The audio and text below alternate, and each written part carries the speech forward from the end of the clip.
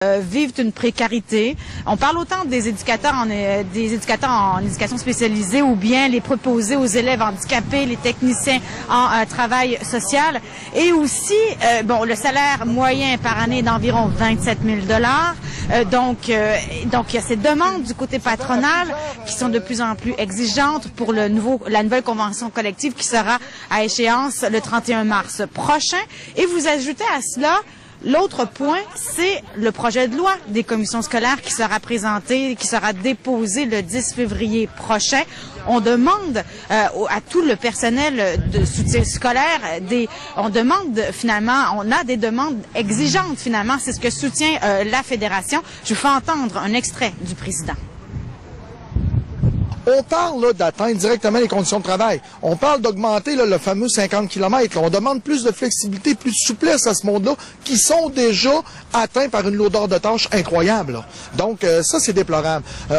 La fusion des commissions scolaires rend une inquiétude générale aussi. On augmente les territoires, on fait des méga-territoires, mais on va demander plus de souplesse, plus de flexibilité, plus de déplacement à ce monde-là qui vivent la précarité. Là. Et on vous a jamais consulté? Non, jamais consulté. On n'a jamais été interpellé par le ministre Bolduc. Par rapport à ce qu'on vit sur le terrain, nos conditions de travail, comment ça se passe, jamais on a été interpellé. Et donc, le personnel des écoles aujourd'hui, Cathy, mais la semaine dernière, ce sont les enseignants qui voulaient se faire entendre.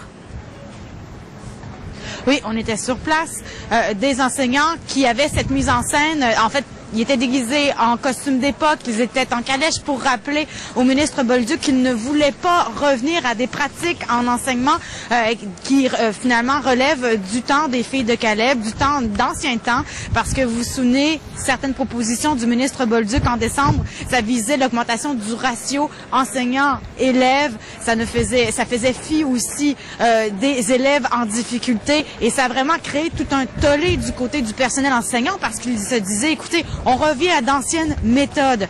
Alors, vous avez le personnel enseignant qui, lui aussi, est en négociation pour sa nouvelle convention collective qui est aussi à échéance le 31 mars. Vous avez aussi le personnel de soutien scolaire qui est en négociation également. Et vous avez à tout cela ajouté le projet de loi sur la refonte des commissions scolaires déposé le 10 février prochain par le ministre Bolduc. Donc, ça aussi, ça crée encore énormément de discussions, de dissensions. Donc, des démonstrations de la sorte, c'est pas terminé. On va en voir encore et encore tant que la discussion va durer et que finalement, il n'y aura pas de possibilité d'établir finalement une conciliation entre les différents points de vue. Oui, les prochains mois qui risquent d'être bien actifs, effectivement. Merci, Cathy. Au revoir.